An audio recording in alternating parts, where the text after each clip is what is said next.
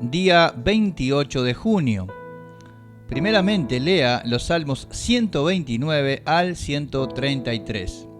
Estos cánticos de peregrinación acompañaban al pueblo de Dios mientras ascendía a Jerusalén para adorar al Señor. En ellos encontramos enseñanzas sobre la perseverancia en medio de la aflicción, el perdón divino, el descanso del alma en Dios, el anhelo por su presencia y la belleza de la comunión entre los creyentes. Estos salmos nos recuerdan que la vida cristiana es una peregrinación sostenida por la gracia de Dios y orientada hacia la comunión con Él y con su pueblo. Salmo 129. En este cántico de peregrinación el salmista recuerda las muchas aflicciones que ha sufrido a lo largo de su vida. Desde su juventud ha sido objeto de la oposición de sus enemigos. Mucho me han angustiado desde mi juventud, dice el versículo 1. La intensidad de sus sufrimientos es descrita con una imagen impactante. Sobre mis espaldas araron los aradores, hicieron largos surcos. Versículo 3. Las heridas de la opresión parecen profundas y duraderas, sin embargo, el salmista no permite que el resentimiento gobierne su corazón, porque sabe que Dios sigue siendo justo. Mas el Señor es justo, cortó las coyundas de los impíos. Salmo 129, versículo 4. A pesar de haber sufrido la maldad de los hombres, termina confiando en la justicia divina y deseando la bendición de Dios para su pueblo. Cristo llevó sobre sí las heridas del pecado y de la oposición de los hombres. Fue despreciado, rechazado y crucificado, pero venció el mal mediante el bien. En Él somos restaurados y capacitados para vivir de la misma manera. Por eso el apóstol Pablo exhorta: bendecid a los que os persiguen, bendecid y no maldigáis, no seas vencido de lo malo, sino vence con el bien el mal, dice Romanos 12, versículo 14 y 21. El verdadero creyente lleva las marcas de Cristo, marcas de redención, perseverancia y fidelidad de Dios. Salmo 130, este cántico de peregrinación es una de las más hermosas expresiones bíblicas de arrepentimiento y esperanza. Sintiendo el peso de su pecado y su necesidad, el salmista clama: de lo profundo, oh Señor, a ti clamo.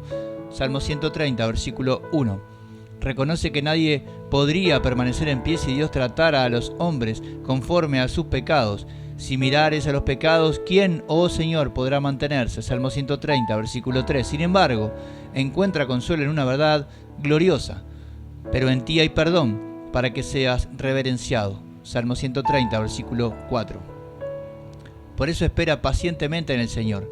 Espero yo al Señor, espera mi alma, en su palabra he esperado. Salmo 130, versículo 5. El Salmo concluye con una firme confianza en la redención divina. Él redimirá a Israel a todos sus pecados. Salmo 130, versículo 8. Esta esperanza encuentra su cumplimiento pleno en Jesucristo cuando una mujer sorprendida en adulterio fue llevada ante Él, recibió perdón y una nueva oportunidad de vida.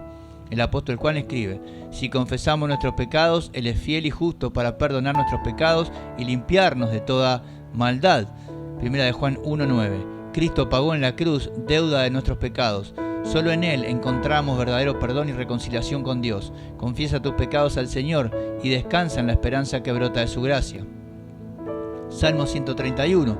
En este breve pero profundo cántico de peregrinación, David describe el estado de un alma que ha aprendido a descansar en Dios, renuncia al orgullo y a la autosuficiencia. Dice el versículo 1: Señor, no se ha envanecido mi corazón ni mis ojos se enaltecieron. En lugar de buscar grandezas para sí mismo, encuentra satisfacción en la presencia del Señor.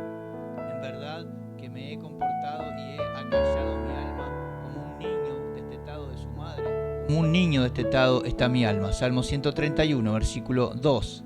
La imagen es hermosa, no se trata de un niño inquieto que reclama algo, sino de un niño tranquilo que descansa satisfecho en los brazos de su madre. Por eso, David concluye: espera Israel en el Señor, desde ahora y para siempre. Salmo 131, versículo 3. Cristo es nuestra esperanza y nuestra paz.